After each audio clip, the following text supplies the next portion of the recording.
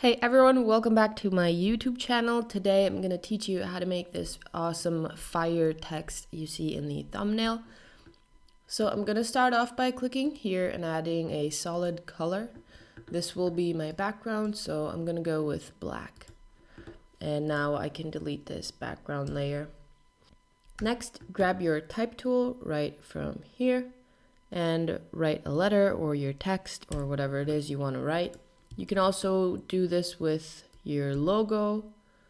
So you can also place your logo in here if you want. I'm going to change my font. Right. I'm going to go with something like this. First thing you want to do is right click on your text and rasterize it. Then hold down Command and click on the thumbnail of your text to make a selection of it. Add a new layer. You can hide your M right now. Grab a selection tool, hover over your selection, right click, and select Make Work Path. I'm going to add a 1 pixel tolerance, press OK, and it'll create a path of your selection. What you want to do next is go to Filter, Render, Flame. Press OK.